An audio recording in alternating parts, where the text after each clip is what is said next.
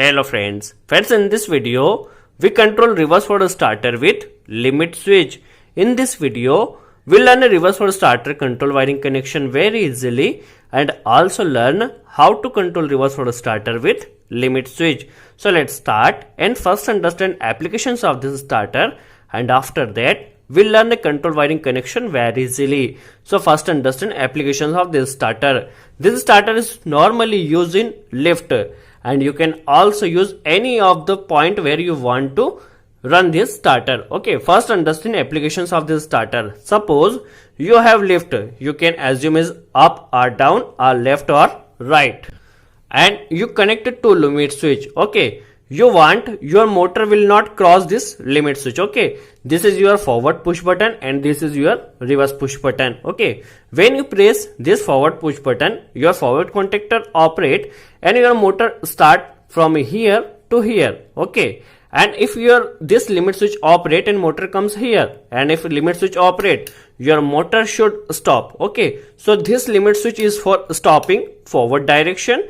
Okay, now when you press this reverse push button, then your reverse contactor operate and motor comes here to here. Okay, if your motor comes here and cut this limit switch, then your motor should stop in reverse direction. So this limit switch is for stopping reverse direction contactor.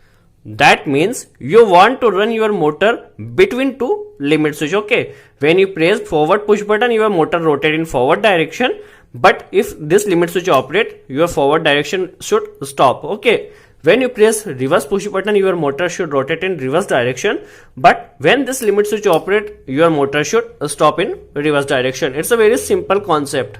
Okay, now understand which component is required for this control wiring. We require two contactor, one for forward rotation, one for reverse rotation. And as we know, in reverse forward starter we need to connect interlocking, but our contactor have only one NO point, so we connected two add-on blocks on both of the contactor because of interlocking for NC point. Okay, if your contactor have NC point, then you do not require any of the add-on block. One overload relay and one stop push button, one forward push button for forward contactor operate, one reverse push button for reverse contactor operate, two limit switch. Okay, you can see limit switch. In limit switch we have 2 points, one for NC, it is a NC, and it is a NO, two limit switch, one for forward direction control and one for reverse direction control. Now we first, as we know, our contactor operate on 220 volt, so we have coil A1 and A2 or A1 or A2. In this coil we need to give for 220 volt. Okay, so we connect a neutral directly to the both contactor A1 point. After that learn phase wiring. Okay, first we connect a neutral connection directly. First we connected neutral directly to the both contactor. You can see forward contactor and you can see reverse contactor. First we connected neutral directly to the both of the contactor. Now we connect a phase wire to control MCB, and first we connect to the overload relay NC point. If our motor takes more current, then this overload relay trip and this NC makes a NO. So always we connect to control wiring from overload relay NC point first for safety factor. Now we connect one wire to overload relay NC point and first gives to the stop push button NC element first. Okay, when your motor takes more current, then overload relay trip, and if you want to stop your motor, so if you press stop push button, then your motor stop. Okay, so phase gives to the stop push button. Okay, now output of stop push button we connect to the forward push button and reverse push button. So we connected two wire. We connected two wire, one for forward and one for reverse. So we connected two wire here. Now connect one wire to forward push button. It is a forward push button. When we press this push button, our motor run in forward direction, and one for reverse push button. So this wire will connect to the reverse push button. Very simple.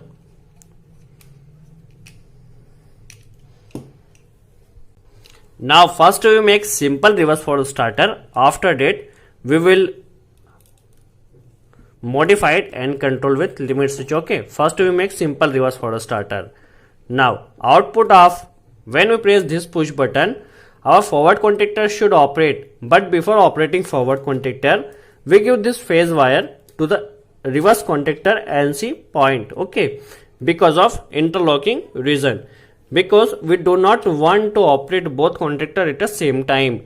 So for safety factor we use interlocking connection. So we connect one wire to reverse contactor NC terminal.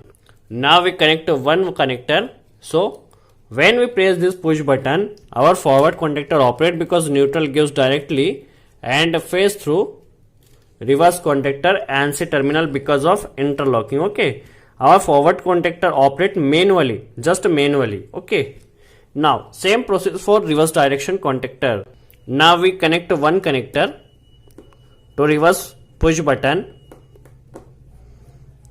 and will connect to the, when you press this push button, our reverse contactor should operate, but before operating reverse contactor we gives to the forward contactor NC terminal for interlocking purpose, okay. When forward contactor is in stop position, then your reverse contactor will operate, okay, because for safety reason. Now we connect one connector from NC output side and operate reverse contactor, okay. When we press this push button, our reverse contactor operate manually. It is a very simple connection of reverse forward starter control wiring, okay, very simple connection. When you press forward push button, our forward contactor operate manually. When you press reverse push button, our reverse contactor operate manually. Just see how it works. Now we'll start the supply. First check forward push button, forward contactor operate. You can see that. Reverse push button, reverse contactor operate. Just a simple. Now we first stop supply. Now when we press forward push button, then our motor rotates from here to here. When this limit switch operate, motor should stop. When press reverse push button, then motor rotate in reverse direction. When this limit switch operate, motor should operate with a holding connection, okay. We need to first connect a holding connection.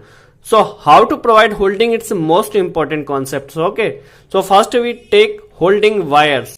First we see how to connect a holding in motor starter, okay. First we take holding supply from NC output side or NO input side. It's a very basic, okay. And we connect one wire to contactor NO terminal, you can see here. That means your holding supply comes to the NO terminal, okay. And we connect one wire from contactor coil A2 to NO terminal, okay. We connect one wire here. Now when we press push button, our contactor operate manually. Then this NO makes NC, this contactor operate, NO makes NC, supply comes here, so we connect one connector here. So our coil gets holding supply directly and our start operator permanently, okay. It's a very basic concept of connecting holding. Now we need to give holding in both contactor, so we connected two wire from this point. You can also take from NC output side.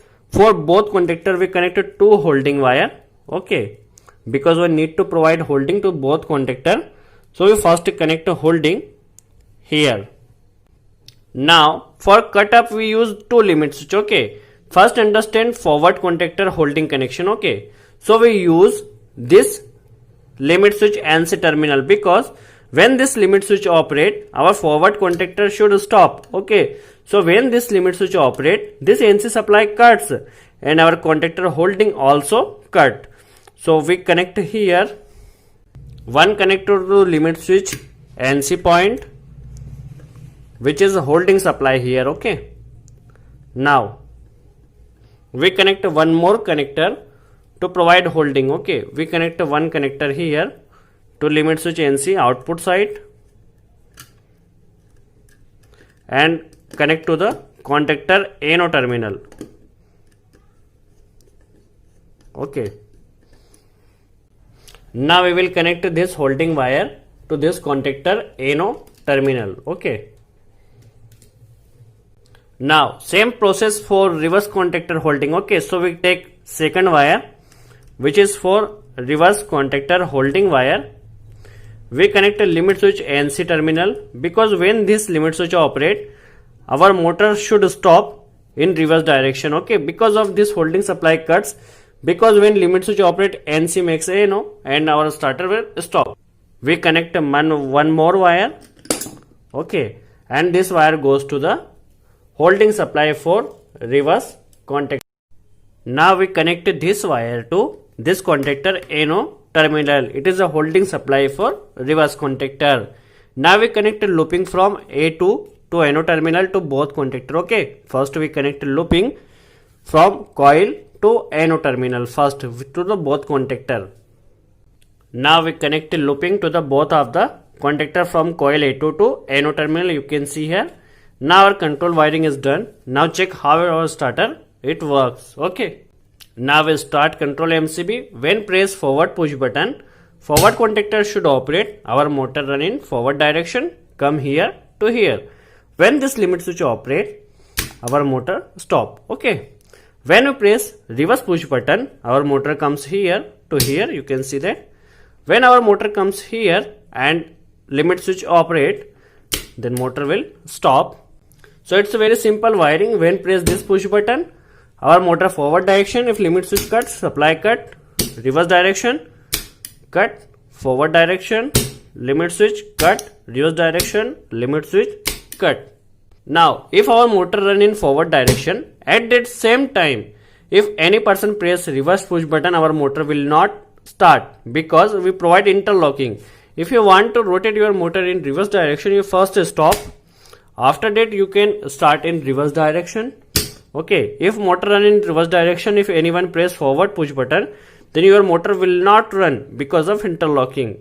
If you want to run your motor in forward direction, then first stop, then run in forward direction.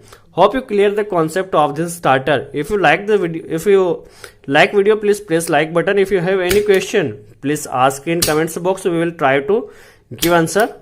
And for today's enough. We'll meet next video. Thanks for watching.